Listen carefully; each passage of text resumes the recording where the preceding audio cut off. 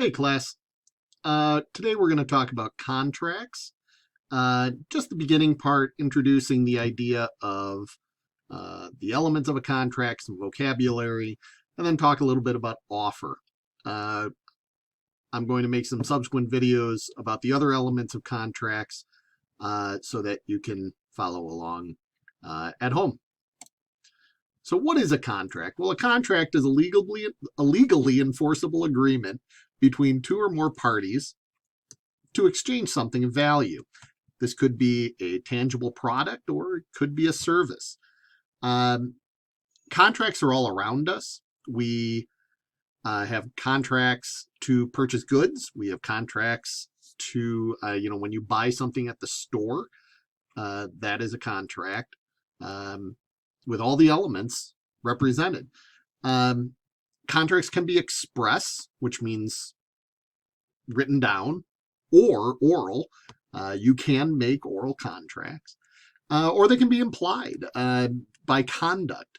You don't have to say a word, and you can accept an offer and provide the necessary consideration without a single word spoken, demonstrating your acceptance.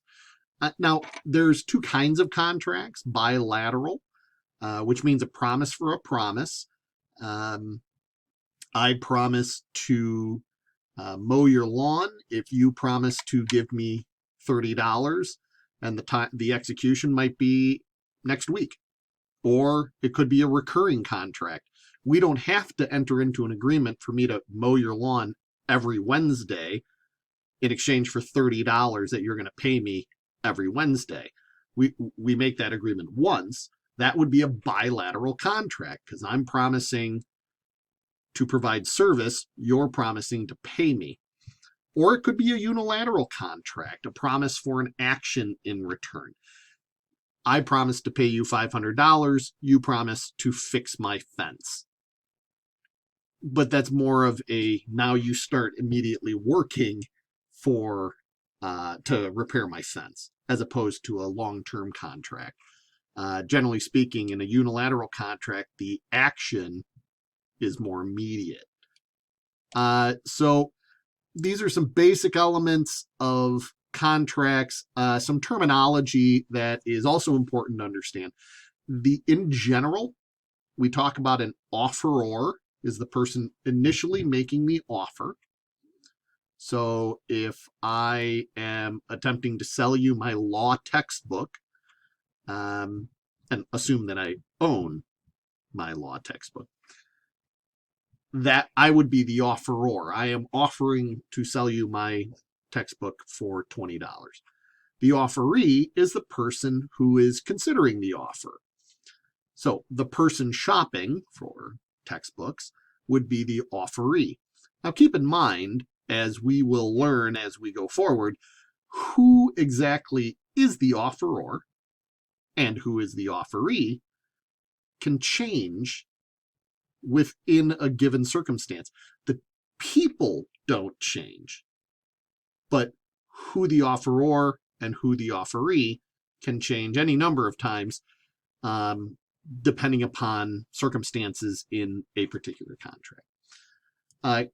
If you see K, a capital K written down, that symbolizes not Kelvin or Kelvin temperature, but contract.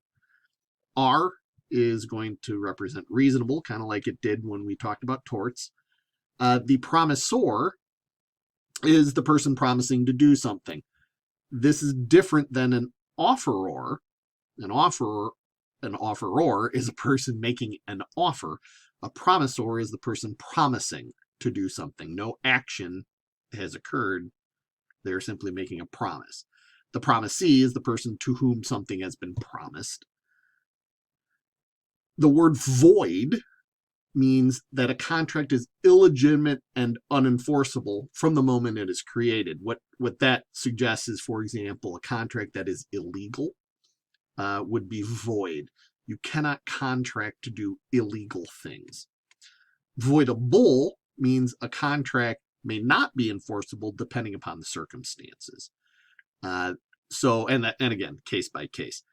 but these terms void and voidable are going to come up all the time in our studies. Okay. So there are three elements of a contract: offer, acceptance, and consideration. Every contract has these three elements. And much like I told you about how to IRAC, how to analyze a tortious question, or really any legal question, remember IRAC, issue, rule, application, conclusion, so too is there a means of mapping a contract. Okay.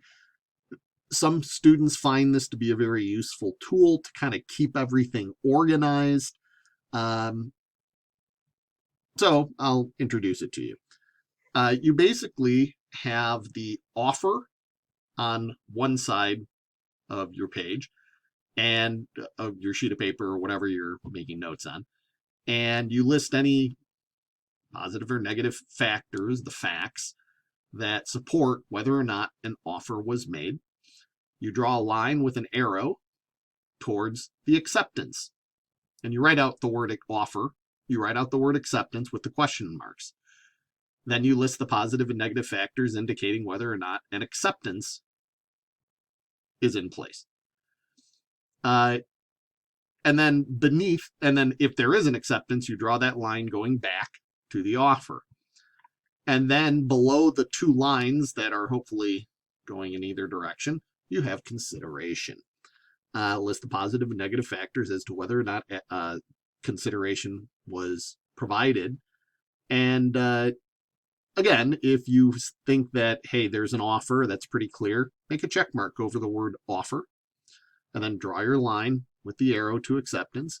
If acceptance is solid, put a check mark over that, draw the line back to offer, and then underneath, if consideration is solid, check mark, you have a valid contract, and move forward. If there are issues with offer, acceptance, or consideration, well, then you make a note of it.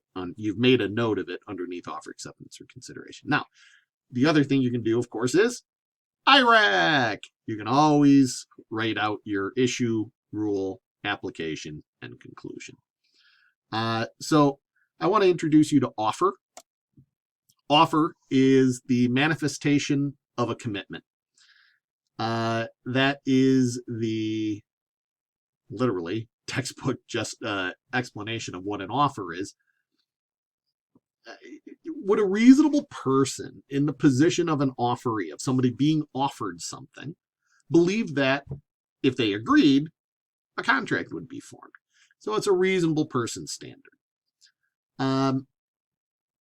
When we're looking at an offer and attempting to determine whether or not it's valid, there's a couple things you want to look at.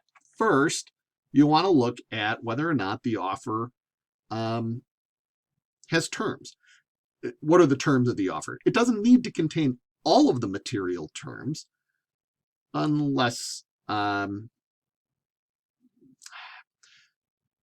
you don't need all the material terms. Real estate sales have to contain price and description. So you have to be able to sufficiently describe a location in your offer, and you have to be able to delineate price. Personal property, not real estate, but personal property, has no specific requirements, but vague or ambiguous terms do not constitute an offer. So you can't, for example, say, I'm going to sell my car to someone else, quote, for a fair price. Okay, that's insufficient to demonstrate an offer. An advertisement is not an offer unless the advertisement is specific as to quantity and indicates who can accept. In other words, these limiting terms are included in the ad. Most ads are not offers. Okay, they are invitations to visit a store, invitations to look at the material. And then if you're in the store, for example, you can talk to somebody and maybe, accept their offer, which is listed on price. Maybe you negotiate a little bit, and then we get into counter offers, which we'll talk about here in a sec. Well, actually, we'll talk about it in another video. Terminating an offer can happen any number of ways, and this is an important idea because offers aren't open forever. And again, with contracts, use your common sense. You have entered into thousands of offers, or thousands of contracts rather. You have made an offer, you've accepted an offer, you've provided consideration. Use your common sense when you're looking at this issue of contracts, when we're studying it as a legal matter. So for example, lapse of time could terminate an offer. One could specify a time limit, 1 week only.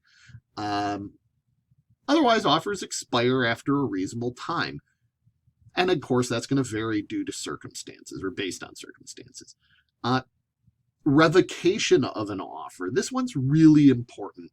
Revocation of an offer can happen explicitly by a statement by either the offeror or the offeree, indicating an unwillingness or an inability to contract.